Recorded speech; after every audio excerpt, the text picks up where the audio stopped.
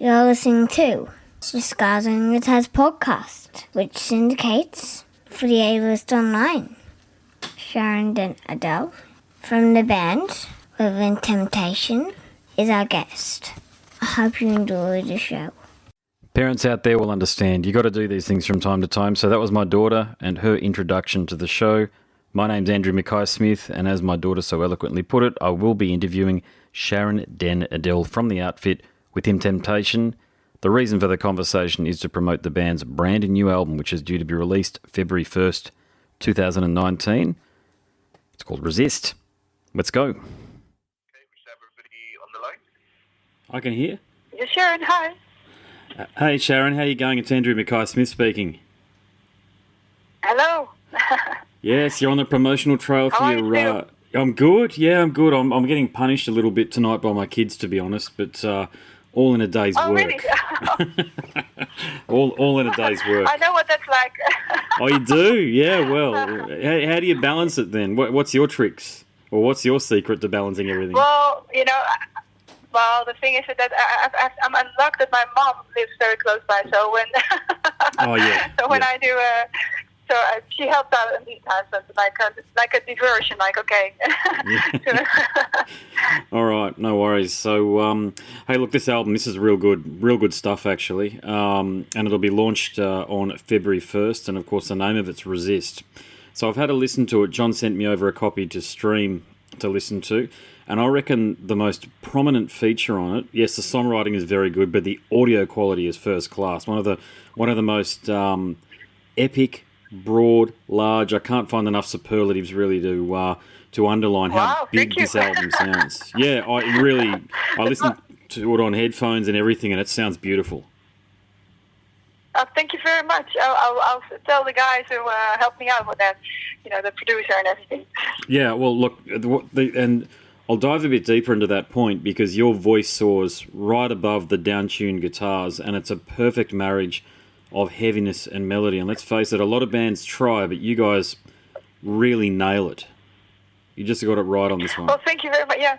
Well, I must say that it has been a challenge throughout the years to get that right balance, because in the past it was always like I was drowning in between the guitars and all the orchestrals and stuff like that.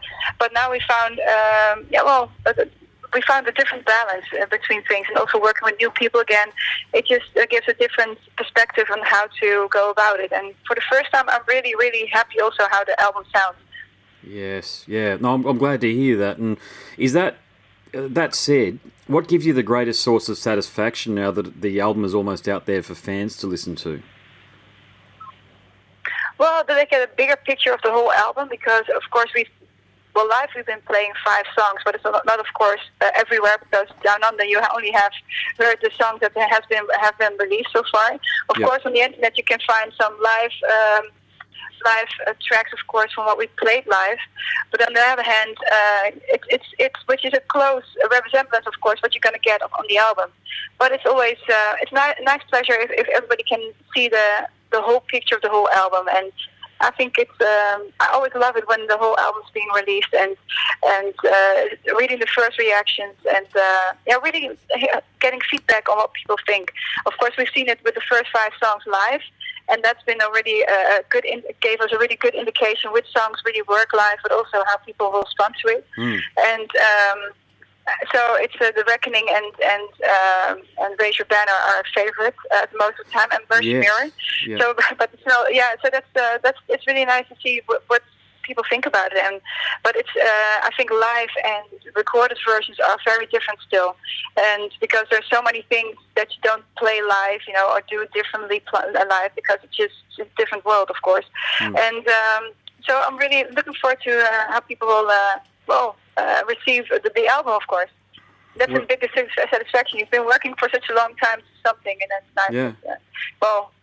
No, good on you. Good on you. Most. And look, I'm glad you raised Your Banner, because that's easily my favourite cut on the album, actually. And I think Anders from In Flames was your guest vocalist on that one alongside yourself. So you've got, and another notable collaborator was Jacoby Shaddix from Papa Roach. So did you have these guys in mind when you were writing the music to suit their style of singing, or can you tell me how these partnerships came about? No, it's always the other way around. We start writing music, and then we think of actually for the Reckoning. I already recorded all my vocals already, Yep. and afterwards, actually when everything was recorded already, and we were almost about to do the video, to shoot the video, and then I decided, like, okay, I think it would be nice to have some extra vocal there, and Robert was totally on the same page with me. So we started thinking about who we could ask, like whose voice would fit, and then we eventually came to Jacoby. He was our first choice, and I'm really happy that he participated and really was enthusiastic about the song. And I just met him like, I think 4 or 5 years ago from now, and so we had met on a festival, and we never ever met before, and it was really nice that he already had a face. But of course, he knew the band, but it's nice to have a picture also of the people behind the band, of course. Yeah. And so he really loved the song, and he remembered us from the festival where we met, and so he really wanted to do it, and we were he really brings something to the song. So yeah. Okay, sweet. Yeah. Hey, just talking about career outside of this excellent album, Resist. So you in particular, you've forged a career in heavy metal now for over 22 years, if you can believe it, since at least 1996. So when you look back over that entire span of time, is there an episode that gives you the greatest sense of accomplishment? Well, we had many nice accomplishments. What a word! Accomplishments. A tongue breaker. Well, the thing is that, but it was, of course, the first time you do everything. That for the first time is a lot of that those things stay with you the most. I think the first time you make a real album, the first time you go make a professional video, the first of everything the first award you got, those things stick with you. They make the most impression. But I think the way we broke through to the mainstream, the mainstream wasn't like a goal for us, but the way we did it was very special, I think, because the thing was that the radio didn't want to play us on the radio, national radio, but then our fans started. We had something that called the box. The box was like a video. Okay. You can put up for selection. You can call. You pay a little bit of money, like a Australian dollar, for instance. Okay. Yeah. Yep. It's dollars, right? In Australia. Yeah, dollars. Yeah. Yeah. Like America. And, anyway, yeah. So you pay like $1, and then it's like you can buy a video, and you're going to see it like within 10 minutes on the television screen. And there was like regions in the Netherlands, and eventually so many people started putting up our song for selection. It became a huge hit, but nobody played our song. And then eventually you had like this national list of radio lists that they had to play, so they couldn't go around us anymore. And eventually we ended up at number 2, just behind Shakira, and she was number 1, we were number 2. Cool. You can never beat Shakira, of course, but it was thing was that that people's choice was we were voted into that list because people liked it, and not because the radios, they couldn't stop it, even though they hated the band, because they didn't understand anything about what we were doing. Which is logical, because we're not the typical, pop music or something, or any music they heard of. It was heavy, it was metal, and it's like, and then they couldn't go around it. But the thing was that people voted us into that, and that was really, I think, the most beautiful way. It's not because a record company pushed you; it was because people really wanted to hear you. So that was, I think, how we broke through the mainstream. That was, I think, a very special and something that I still find almost heartwarming, because it gives it's a really nice way of appreciation for your music, of course. Yeah.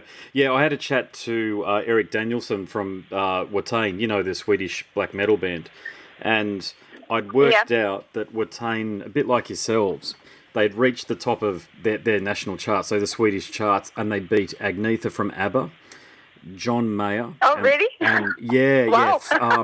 What's that little boy band called? Not Take That. What's the other? One Direction. One Direction. They beat those guys. Okay. Yeah, and I don't think he'd ever. I don't think he'd ever had anybody put it to him that way. But I said, look, it's really nice that music like Within Temptation and Watain, from a fan's perspective, as of course I am, from a fan's perspective, this is music that is competing commercially with all of that made-for-sales bullshit. And it's so totally. nice I to see agree. that. It's a fan-driven thing, that it still works. Yeah, well, there was already, of course, in 2002. In the meantime, the box doesn't exist anymore, so it's getting more difficult in the Netherlands anyway to get your music out there and being promoted. But it's because, well, you need everything. Actually, you need a little bit of radio, you need a little bit of YouTube, you need the streaming platforms that are there. So in combination of that will decide how you will end up in the charts, of course. But charts aren't. It's not like a goal for us, but it was nice to see at the time that there were ways around the system. Yeah. No, you're not wrong. Yeah. Hey, now that My Indigo has been out for a little under 12 months, did the album do as you'd hoped it would do for you? Like, did it discover a new audience for you, and did you reach ears that you couldn't do so through Within Temptation?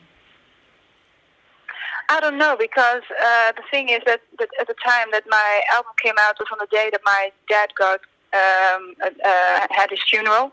I had my dad's funeral. Yeah. So after that, I had a lot of promotion around that period of time, and I had to cancel everything. So eventually, I only did one show, and I never got the opportunity again to pick it up again, because it was all these one-offs that give you a chance to be in a radio station in England and in Germany and the Netherlands. Like, you have to be there at that time, and when the album was already out, then it's done. You can't come again, and it's always like that. When the album drops, it's old news again immediately. So it's difficult to pick it up after that, and I also had to start with Invitation. So I never really had a chance to promote it except through interviews like this one, for instance, and but not like really supported like in a way to do live shows or more radio shows like acoustically or something, which was a pity, because I do believe in the album, and it was a really something that I really needed to do.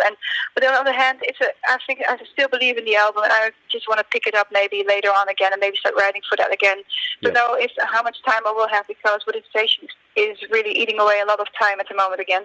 But it's something that I do want to make space for, because it's been very important for me. So I do want to pick that up in the future, and maybe it will get a fair chance. I don't know, but it was something that I did for myself, and I just hope that a lot of people really enjoyed it, but especially it was Within Station fans, because they took the time to listen to it, and of course it was easier to reach them than other audience, of course. Yeah. Well, condolences again for your father. I lost my father many years ago as well, and it's never an easy time when you lose a parent. But look, this album here, My Indigo, I do enjoy it, actually. And I'd only, when I was doing my research for our conversation, I didn't actually realise you had a solo vehicle out until I did my research and found it and had a listen to it. I think it's extraordinary stuff. So I think it'll slow burn out there. Thank you. I think it'll be one of those fan favourites. Like, maybe it certainly...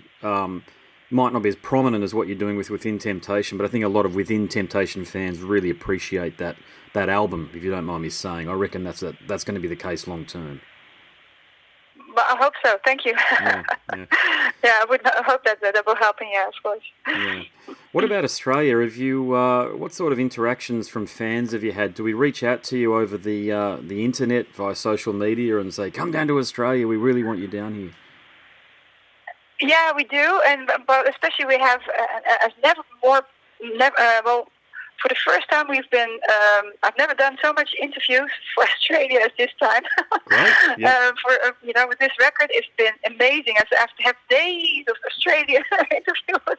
Yeah. Well, other countries which you would expect a little bit more from are, not really. It's difficult to have everybody on board probably for the record company. Somehow some countries are just popping out that normally we don't do that many interviews with, but for Australia, it's been amazingly well. So that's one thing. So the Australian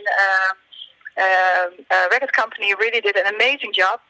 So that's something I'm really, really happy with. Fantastic. And so I think there might be even more comments in the future now coming from Australia, because we had so much exposure. And that is where it starts. If people don't know you have a record out, you'll never go there, of course. So it's really nice to see that. It's really beautiful to see that we are getting so much exposure now in Australia. Yeah, no, that's fantastic. And All right, I've got a lot more questions I could ask you, but I think I better let you go to the next one because my 15 minutes is up. But look, it's a pleasure to finally talk to you. I have admired your career from afar, and I've admired you especially because you've been doing it so long, and it's never easy. It's never easy playing this sort of music in the way that you have, you know. No, that is true. Are you Are you making music yourself as well? Yeah, I Did do. you- I do, but I'm a performer, so I play like I play covers music. So I do like weddings and bar gigs Oh, and that's cool. things like that. And I That's a really, huge thing in the Netherlands now. Also, you can use. It's really strange because I think demographically, I think because everybody's getting older, yeah, everybody's into cover bands at the moment. In the Netherlands, it's booming. It's strange. They have more success sometimes than people with their own music. yeah. Because it's more like people just want to hear the old classics, and then it's done in a very nice and sometimes funny or special way. It's a huge thing here. It's I don't know if it's in Australia like that, but that's It's the same. It's really Yeah. Like it's, for example, like if I last time I was in an originals band, we were playing to 10 people, but as soon as I play covers, you can play to 1,000 people, sometimes more. Because you play B&S exactly. And if you do it in the very it's exactly. It's not as fulfilling as playing your own music, but I got over that years ago, and I just love playing and performing in front of people and seeing people dance and have a good time. Yeah, well, that's also a very important aspect of making music, of course. I started also with a cover band, and I just enjoyed it, just being on stage with, just seeing the interaction, and that's the most important thing for people, and just that they recognize music and they can let go of things. I think that's a very beautiful thing of playing in a cover band. It is, and the other thing that I try to impress upon a lot of younger people as well, so people that are in their like early 20s, is like it's a really important social skill to have, to be able to perform in front of people, and it's a skill that will help you out. It'll help you out in other areas of life, because as you know, being a musician takes a lot of discipline. Either I call it like mathematics. Either you can do it or you can't. You know how to play the song. Yeah, totally. Or you absolutely. don't. You know. And it's a pursuit that will teach people discipline as well as give them an outlet. Yeah, totally. You learn a lot from it in different ways. Yeah, I love playing music, and I love listening to music like Within Temptation, and I'll never stop. You know, it's part of who I am. You know how it is. You get tired, and having kids as we do, and you just, some days I don't look forward to the gigs, but I always feel very satisfied once they're done. Yeah, well, it's always when you do it, then it's like, okay, it's more the effort that you have to go there. That takes a lot of effort. But when you're on stage and you're finally enjoying what you're doing, then it's only positive, I think. Yeah. No, definitely agreed. Yeah. So, well, it's been a pleasure talking to you. Thank you so much for being interviewed, and thank you very much. Good luck with everything that you're doing with the band. And this album should really do really good things for you guys. It's a stellar album, this one. Well, thank you very much. I'm really happy for your feedback on that. And, maybe we'll see you down under one day. I hope so. I hope so. Into it anyway. Yeah, I hope so. Fingers crossed, okay, thank you. No worries. Okay. Thanks a lot. Have a nice day. You too. Bye. Bye-bye. You are listening, or have been listening, to the Scars and Guitars podcast series, which syndicates for the A-List Online. My name's Andrew Mackay-Smith, and that interview subject was Sharon and Adel from the outfit Within Temptation. Thank you so much for listening.